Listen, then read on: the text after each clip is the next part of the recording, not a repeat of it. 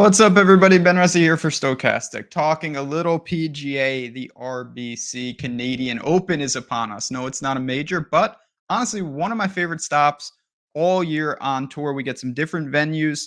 We're in Hamilton this time, talking about a new course. We've got a solid field to break down. I want to welcome you in, all things DFS on this very channel. If you're new and you stumbled upon us, take a look around. We are all about finding the process, the tools, hopefully the analysis to give us a sweat for the big time tournaments across the DFS industry. Want to stick around? Press subscribe. Be part of the community. We're marching towards 100,000 subs. But I'm going to go rapid fire through this tournament. We're going to talk about the names. We're going to talk about the course. We're going to talk about what we've got going on here at Stokastic. So let's get to it. First things first is the course. Hamilton Golf Club, Country Club, whatever it's called. It's short. It's technical. Par 70. Not anything gimmicky. I didn't see anything when I looked at it in terms of, oh, you have to do this. Of course, you need to be good with your approach, with your irons, things of that nature. But that's true at most venues. There's no doubt about it. I would say that driving accuracy is a little more important than normal. Driving distance is probably a little less important than normal. But when you hit it far, it's never bad. It's never a detriment. It's just sometimes not as big of an asset. And I think that's probably the case here when I look at this layout. We haven't seen it in a handful of years. Rory actually won the last time. I believe it was 2019 that we were at this track. I'm sure it's a little different, but I think you know what you need to do. You need to keep it out of the thick stuff. It is at times a little technical, and you're going to get a lot of mid-range irons, 125, 150, things like that. You'll hit it on the greens. Hopefully, you have chances for birdies. If you can roll it on bent, more power to you. Putting is very, very erratic. We know that. It doesn't take a lot. So for me, right off the bat, I don't think there's a crazy skill set stack. I don't see any crazy weather. It's pretty straight up. And that's what I like to see, because when you look at the tournament, got a lot of different types of players. So let's just dive right in. Like I said, we are not going to waste any time here. We've got Rory kicking us off for that top tier. He's in a tier of his own, $1,600 difference between him and Thigala. And it should be like that. He's like short of 4-1 to win the tournament. In the betting world, it's Rory. He's playing fantastic. He's won here.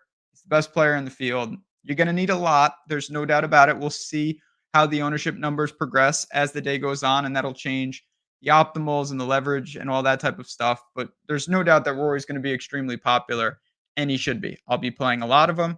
I think you can make it work. There's a lot of players in this field.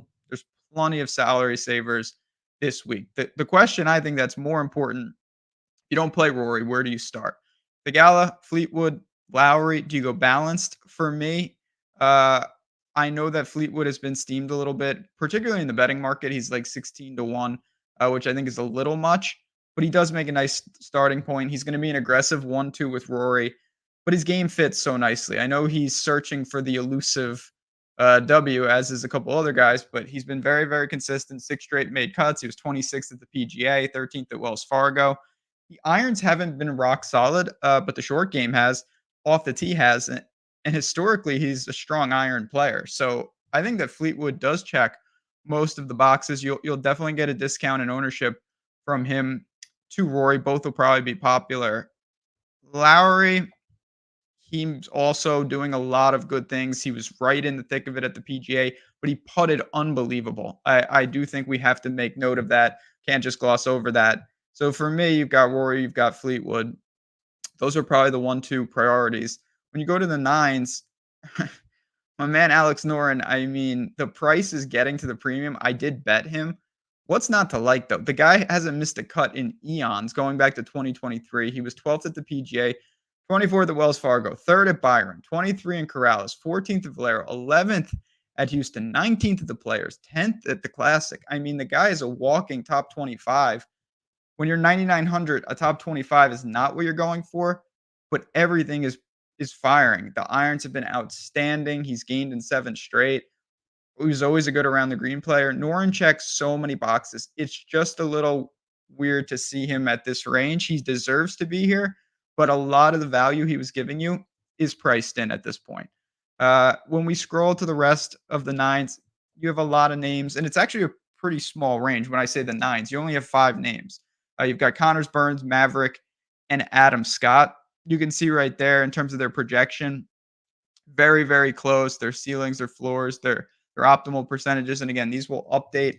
I think for me, Connors will probably be the most popular play. I actually have some interest in rolling a guy like Maverick here. I think that that would be an interesting wrinkle. Again, I want to see how everything grades out as we get closer. But when I look at him, he's another one, extremely consistent. He gains off the tee. He's a spike putter. When he gets it going, watch out on the greens. And his irons come and go. He has gained in 3 of 4, though, on the approach. And before that, he was in a little bit of a slump. But Maverick is an erratic player. You've got really options right above and below him in Burns and Connors. I totally get that. Cam Young would be, I know I said I don't think it favors the skill set. I'd probably use him maybe with some aggressive. We're going to talk about Keith Mitchell in a second, but it's not a range that I'm peppering, to be honest. And part of that is because of the high eights I really like, and you can't play everyone. And it's important to kind of realize the opportunity cost of each range.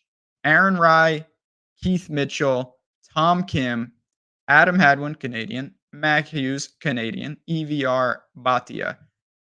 A lot of names there, a lot of different types of players. The 1-2 punch of Rye and Killa Keith is right in my wheelhouse. I want to get over on both of those. I don't want to say you can't, but I'm not going to start there. I think I want someone above them in all my lineups, but they can easily be the second man in. I plan to make some of them the second man in, and a lot of teams that they're going to be the second and third man in.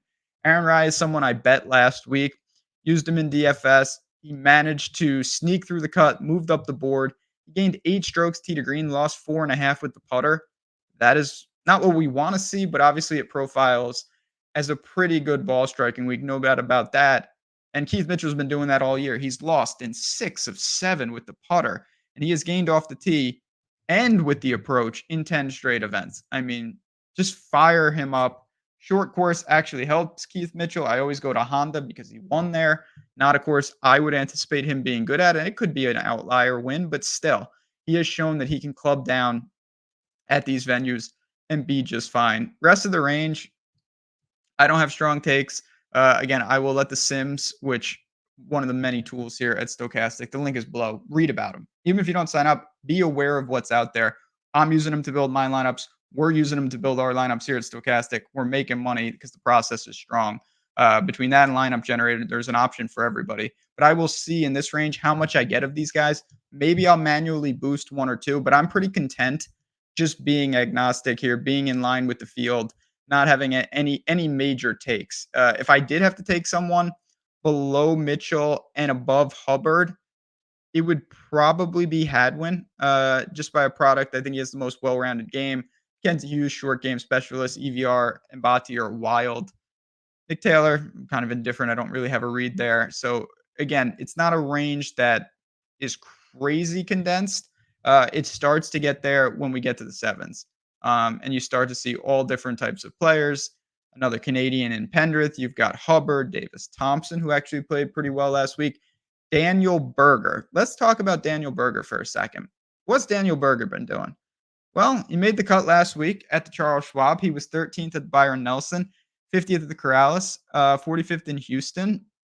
Starting to come around. I think it's pretty fair to say that Daniel Berger is not a player of this caliber in a good way.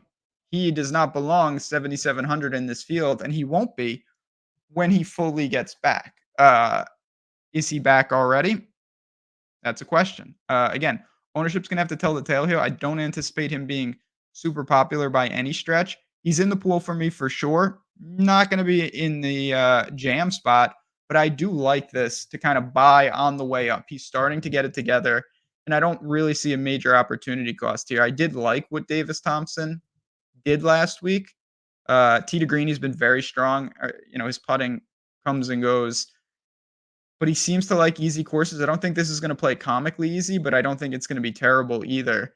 And he's got the ability, certainly, with the irons. When we've seen Davis Thompson really get it going, it's pretty much exclusively iron centric. He spikes with the irons and then he gets it going. There's still a lot of unknowns with him, but I actually like his game a little bit for something like this. And he was close last year at Amex and a couple others. We'll see where he goes. Rest of the range, though, I'll be honest, not much for me. Hubbard's going to always be a solid play. He's got a price bump for sure. Pendrith, who I've been buying on a lot, obviously broke through at the wrong time on a personal level, but congratulations to him. Gets the W and then followed it up with some really, really solid golf here at the Wells Fargo. Wasn't able to replicate it at the PGA, but that's the PGA. If you want to stick with Pendrith, put him in the bucket with really good uh, drivers of the ball. I think that's fair. Kevin Yu as well. I want to look to the next tier though, right here. So we've got Hogard, Gim, Svensson, Fox, Seamus, Davis Riley's withdrawn. Please don't play him, and Bobby Mack. So Doug Gim, uh, I thought he would be really, really popular last week because we were in Texas. Charles Schwab, he did make the cut. He did nothing, though. He was basically flat across the board and came in 50th. That's been the story. So, right now, of his last, 2 months on tour, you've got 3 missed cuts, 4 made cuts, 0 top 30s. Gonna kind of put him on the back burner. Adam Svensson, though. I bet him at 80 to 1. I played him last week. He's making cuts, 7 straight made cuts, but he has nothing inside the top 20 in those 7 made cuts. He was 24th last week, though. That was the best finish of the bunch. He finally gained with the putter, just barely, but that's an improvement. And Tee to Green has been awesome. He has gained over 1.5 strokes on the approach in 6 of 7 tournaments. That is a recipe for success, not just making cuts, but being even better than that. And I expect the results to actually start to really climb for Svensson. So he would be definitely my priority in the low sevens. Seamus, Ryo Hashatun, this kid can really play. Apologies as I butcher his name here, but he's a player. There's no doubt about it. I did not think that he could I thought there would be more growing pains. And the thing that I like about him, he's very boom bust. Even in recent tournaments. So he missed the cut at the Masters. Then he's 13th at Byron Nelson. He comes in the top 20 at the PGA. Then he misses the cut last week. It's all over the map with him. But for a low 7K play, you want to embrace that. I think that's exactly the type of player that you want because when you get him right, you're not just making a cut, you're getting placement points out of him. You're getting upside out of him. And for tournaments, he's absolutely the type of pairing you may look to, not just with Rory, but with any type of build. I think he simply just belongs in the pool. He's got some boom bust to him. You see right there the optimal percentage. And again, these are going to update as we get closer to lock, as more information comes in about ownership, about where we're at. So keep an eye on that. This is just the data hub right on the Stokastic, page. What else do we got down here? We've got Thunder Bear, we've got Luke List, Sam Stevens, Eric Cole, SH Kim, Matt Kuchar, KH Lee. So a lot to break down. This is where I think skill set is really important. It doesn't mean exclusively, but this is how I build, where I'm fine tuning the sims and whatnot. If you've got some bombers grouped together and you think that's how the course may play, someone like Luke List or Sam Stevens is going to make a lot more sense. If you're saying it's going to be very similar to last week, it's going to be that very, second shot type course.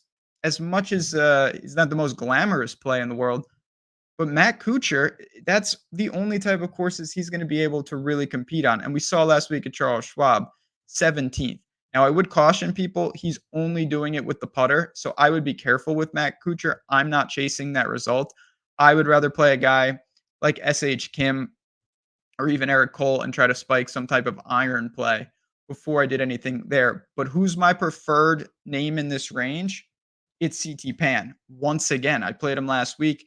He was on my tweet. You can follow me at Jazzraz DFS, by the way. Always put out some fun golf tweets during the week as my guy. And he came in 37th last week, but I was actually pretty encouraged. He gained with the putter in the first time in 3 tournaments. He lost with the irons and still managed to come in 37th. The irons are his bread and butter. These type of tracks are his bread and butter. 6,700, the price has come up a couple $100. I don't think that's nearly enough. CT Pan makes a lot of sense. And for me, this is the range I want to land in as my last man in. There are names that I'm comfortable with here. Right next door is Kevin Tway. Kevin Tway somehow is, maybe he was always like this and I never noticed, but his short game is wildly good right now. And his irons, are not so good. His off the tee is regressed a little bit. He needs to get that back, and then we're in business. Because Kevin Tway at 6,700, he's a good scorer, very aggressive. I like what I see. He has turned his game around. If you want to check out the recent form, he's made 4 straight cuts. He was 3rd in Corrales, 9th at Byron, 43rd at Wells Fargo, and 24th at the Charles Schwab. Those are results we're taking at 6,700. We're simply just, yep, sign me up. No doubt about it. So you have 2 good names right at 67. And I'm going to throw out a third in Chan Kim. Again, this is going to be tournament centric. There's no doubt about it. But I don't think he's going to be popular. I think that his neighbor in Mac Messier, whatever that guy's name is, who's been playing awesome golf as well, is going to garner some ownership. Chan Kim has missed 2 straight cuts, but the irons were there. He gained 2.5 and 3.5 in those events. He just couldn't putt. He simply could not buy one with the flat stick, and that's going to happen. But before that, he was working on a made cut streak of 8 straight events. So I'm not worried about Chan Kim. In fact, I think that if ownership disperses to other guys in this range, I'm going to get over on him without allocating a lot of my portfolio, because people will go to Mac, rightfully so. Maybe like Ben Silverman, he's a Canadian. I do think people will look to that a little bit. Novak. There's not that much down here. I mean, we're starting to get into the low 6s. I don't think you need to get crazy, but it's always that balance of, okay, I don't need to get crazy, but how much do I need to get overweight? Again, the ownership on these guys is going to be very, very low. From Justin Lauer, Bud Cauley, JJ Spawn, who had an incredibly bad melt last week. He quadruple bogeyed the last hole to miss the cut. I don't really know what that means in terms of where he's at, but he certainly should have made the cut last week. I don't think there's really arguing anything else. As we scroll down, you've got some names. I do think at 6,200, Sam Ryder is at least worth discussing. This is a guy, his approach numbers are better than his neighbors. His form is not good. He's missed 3 of 4 cuts. His putter, which at times has been deadly, is not even really doing much right now, but he is a good ball striker. There's no doubt about that. I think that will travel. And when you get down here, you're not going to find players that have everything. You're not going to find players that have much, honestly. A lot of them are struggling with form. That's just the nature of it. Couple bombers I want to point out: Johnny Vegas, Matty Schmid. These are the type of guys, if you're looking for a specific build and you're willing to embrace that, no problem going there. Where are we going now? Ben Martin, flat 6. Can I interest you in that? Played him last week. He was fine. He was fine. And I honestly think you can do the same thing. He was 37th at Charles Schwab. He did exactly what I wanted him to do. He gained on the approach, plus 4.2. Wish we got the putter, and it would have been a really good finish. Could have been a top 20. He lost a couple strokes putting. I'd sign up for it again, though. 7 straight made cuts for Ben Martin. Minus, Myrtle Beach was the alt event. I'm not going to dive into that too much, but he's playing good golf. Let's just say that. Other than that, I'm not sure what else there is in the 6s. Again, if you're running our sim, see what pops up. You're not going to get crazy numbers with this. I've only run some very prelim because it's very early on a Wednesday, but that is my plan here. I know what I want to do at the top, from Rory to Fleetwood, and then I want to pepper Noren, Aaron Rai, Killa Keith, and fill in from there with CT Pan and Tway, probably my favorites in the 6s. We still have the 5K range to get to. We're going to get there right now. But again, I do want to give a quick shout out, not just to what we've got going on here at Stokastic, the link below, but also if you do like to bet, go to oddshopper.com. We are running a flash sale just for today. It is just for today to celebrate Dinger Tuesday, which was yesterday. You can get OddShopper for a week for $1. That's the Discord and all the tools. So if you make some bets, whether you bet golf, baseball, soccer, basketball, hockey, it doesn't matter. Come on in for the week. Test out and see what we've got. I have a feeling you're going to stick around. We couldn't be more excited to see that really continue to grow. And the tools over there, it's the same process we are using here at Stokastic to try to really do some damage in DFS. We're doing it in the betting streets over at oddshopper.com. Links below. Where are we going? Step one, be careful. It's the 5K range. But there are names. There are definitely names. One, uh, the bucket hat man, Joel Damon. He's 5,800. That's pretty reasonable. Uh, Good ball striker, horrendous putter. He made the cut at the Charles Schwab. He's made 3 straight cuts, nothing inside the top 50. His putting is so bad that it's almost impossible to get upside, and that is this obviously concern. You hope it flips. You know it can flip, but he's just putting. He's losing 3 or 4 strokes putting every single week. So it's a simple evaluation. He's the best iron player, I think, in this range, but he might be the worst putter in the field. Robbie Shelton played really, really good last week. No doubt about that. If you want to buy on that type of form, I think you can. Hayden Buckley played really good last week. Same kind of thing there. We're starting to get to names that I don't feel super comfortable with. One last guy before I bounce out of here, David Lipsky, 5,400. He led the field in strokes gained approach last week. Not Davis Riley, not anybody else. David Lipsky, plus 10.7 on the approach. I don't care. That's ridiculous. Now, the form came out of nowhere. Absolutely nowhere. He'd been missing cuts all over the place. He comes in 9th at Charles Schwab. Is that a blip on the radar? Very possible. Did he find something? If that's the case, 5,400 is not the right price, and we should be buying on David Lipsky. That is something that we may have to pay to play. We may have to play to find out. I don't really know, but that is a name that you at least have to acknowledge, because when you lead the field in strokes gained approach and you're in the basement of the pricing, that is just something you don't see too often. He might be my last man in, though. No disrespect to any of these guys. Shout out Kevin Chappell. Shout out Miles Creighton.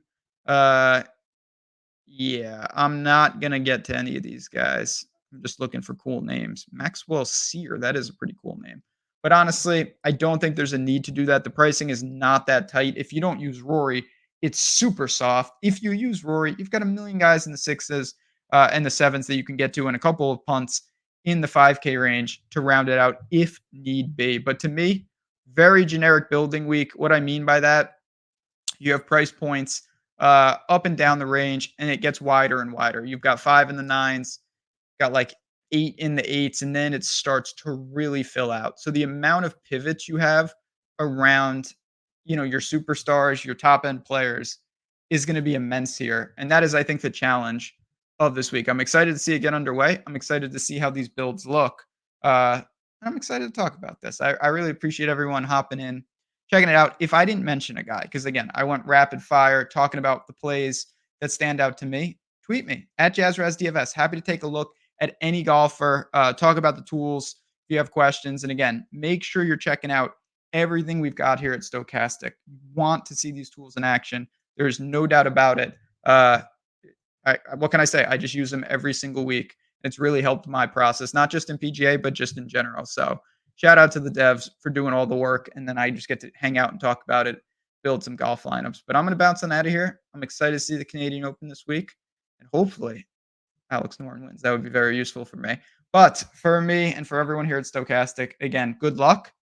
Take down some tournaments. And when you do, make sure to tweet us. We want to celebrate those wins with you. And I will see you again next week.